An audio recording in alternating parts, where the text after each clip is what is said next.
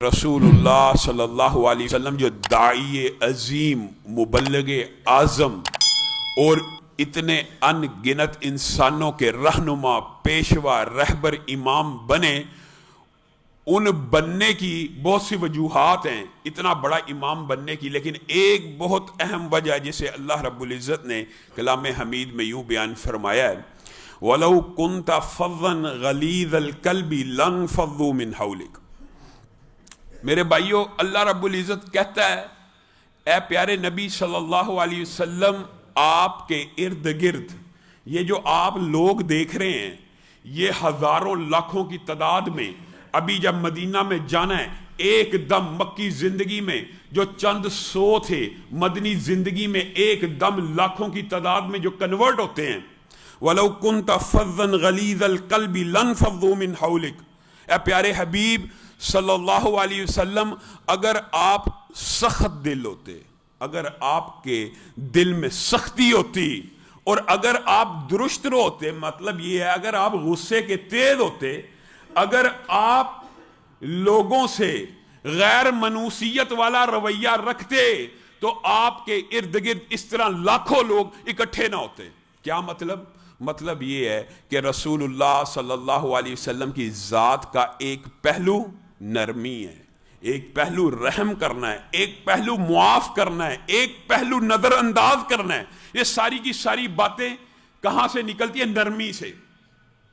لَقَدْ جَاءَكُمْ رَسُولٌ مِّنْ أَنفُسِكُمْ عَزِيزٌ عَلَيْهِ مَا عَنِتُّمْ حَرِيصٌ عَلَيْكُمْ بِالْمُؤْمِنِينَ رَؤُوفٌ الرَّحِيمٌ۔ اللہ کہہ رہا ہے، اور یہ صرف مومنوں پہ رؤوف الرحیم نہیں ہے، بلکہ اللہ رب العزت نے کلام حمید میں یہ تک کہہ دیا، ان کو تمام کائنات، تمام جہانوں کے لیے رحمت للعالمین بنا کے بھیجا، رحمت للعالمین۔ میرے بھائیوں، یہ بات بھی سمجھنے کی ہے۔ ہو سکتا ہے بعض لوگوں کے ذہن میں یہ خیال آئے کہ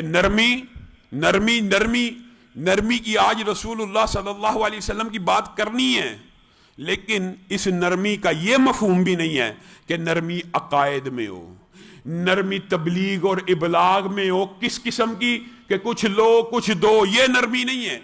نرمی اپنے عقیدے، اپنے نظریے پہ قائم رہتے ہوئے معاملات میں ہے، حسن اخلاق میں ہے، ایک دوسرے کے ساتھ رواداری میں ہے، میانہ روی میں۔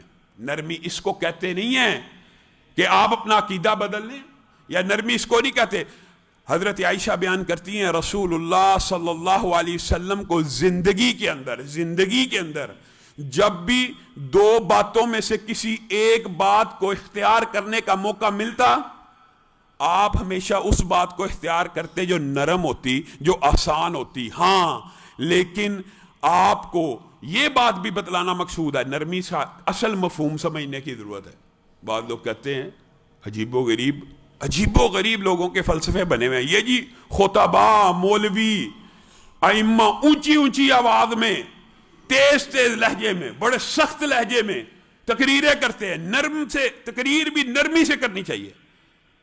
میرے بھائیوں، نرمی معاملات میں ہوتی ہے، نرمی رویوں میں ہوتی ہے۔ خود رسول اللہ صلی اللہ علیہ وسلم کے بارے میں صحیح سنت سے یہ بات ثابت ہے، جب آپ ممبر پہ بیٹھتے یا تقریر کرنے لگتے، آپ کا چہرہ لال سرخ ہو جاتا، آپ کی گردن کی رگیں پھول جاتی، صحابہ کہتے اس طرح ڈرایا کرتے تھے، ہمیں لگتا تھا پیچھے ہی قیامت کھڑی ہے۔ اس طرح جوش و جذبے کے ساتھ بیان کرنا یہ خلاف سنت نہیں ہے۔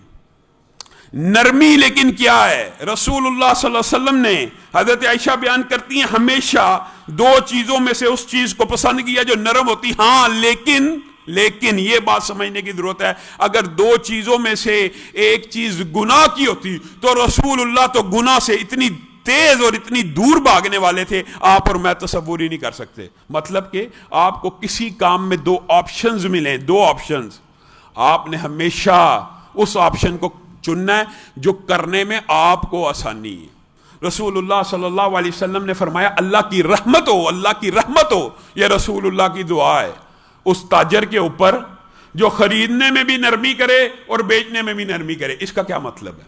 خریدنے میں نرمی کرنا، ہاں، خریدنے میں بھی نرمی ہوتی ہے۔ خریدنے میں کیا نرمی ہے؟ غریب آدمی ہے، پھل کی ریڑھی لگائی ہوئی ہے، اگر منہ مانگی قیمت بھی ادا کر دوں گا، زیادہ بھاؤ تاؤ نہیں بھی کرواتا، تو اس کی جیب میں پیسے جائیں گے، اس کے گھر کا رزق چلے گا۔ یہ خریدنے میں نرمی ہے۔ اور بیچنے میں نرمی کیا ہے؟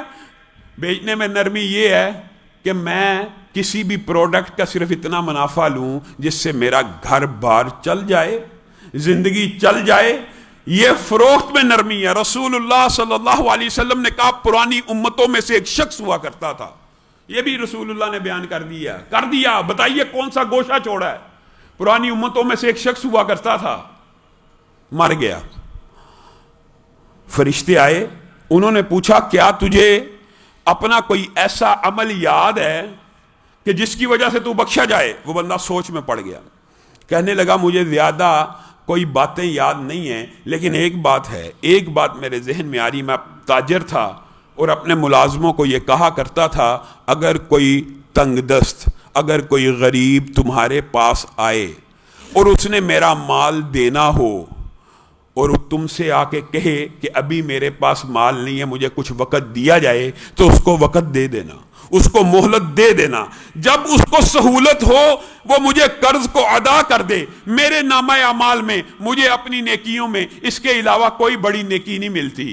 رسول اللہ صلی اللہ علیہ وسلم نے کہا فرشتوں نے اس کی یہ بات سنی، اور فرشتے اللہ کے حکم کے پابند ہوتے ہیں، جو اللہ کہتا ہے وہی کرتے ہیں۔ فرشتوں نے اس کی اس بات سے اتنا حیا کیا کہ اس سے حساب کتاب لینا ہی چھوڑ دیا، کیونکہ وہ لوگوں سے نرمی کیا کرتا تھا۔ میرے بھائیو، نرمی کس حیران رہ جائیں اگر آپ سیرت کا یہ باب پڑھیں۔ ایک تو ہے انسانوں سے نرمی، وہ بھی چند واقعات تیزی سے آپ کے سامنے رکھوں گا، لیکن رسول اللہ صلی اللہ علیہ وسلم تو عبادت میں بھی نرمی کرنے والے تھے، عبادت میں بھی نرمی کرنے والے تھے۔ میرے بھائیو، یہ واقعہ بھی آپ کے سامنے رکھتا ہوں، رسول اللہ صلی اللہ علیہ وسلم کی صرف ایک حدیث، اس کے اوپر غور کر لیجئے۔ اے عائشہ، جب اللہ کسی گھرانے کے ساتھ کسی اہل خانہ کے ساتھ بھلائی کا ارادہ کرتا ہے تو ان کو نرمی کی نعمت عطا کر دیتا ہے۔ کسی اہل خانہ کے ساتھ بھلائی کا ارادہ کرنا ہو تو اسے نرمی کی نعمت عطا کر دیتا ہے۔ اے میرے صحابہ سنو، کیا میں تمہیں وہ بندہ نہ بتلاؤں کہ جو جہنم کی آگ پہ حرام کر دیا گیا اور جہنم کی آگ اس پہ حرام کر دی گئی؟ اے اللہ کے رسول، ایسا بندہ تو ضرور بتائیے۔ صحابہ کا یہی شوق تھا، ضرور بتلائیے کون ہے وہ بندہ۔ رسول اللہ صلی اللہ علیہ وسلم نے کہا ہر قریب رہنے والا، یعنی بندوں سے مانوس ہونے والا اور ہر نرمی کرنے والا، ایسے بندے کے لیے جنت میں ایک ایسا خوبصورت محل ہے جس کو باہر سے اندر پورے کا پورا گھر، 20 کمرے ہیں، باہر کھڑا بندہ 20 کے 20 کمرے نظر آ رہے ہیں، اور وہ اندر 20ویں کمرے میں بھی لیٹا ہے، ساری کی ساری جنت اندر سے نظر آ رہی ہے۔ یہ گھر کس کے لیے ہے؟ ہر نرمی کرنے والے کے لیے۔ اور نرمی کس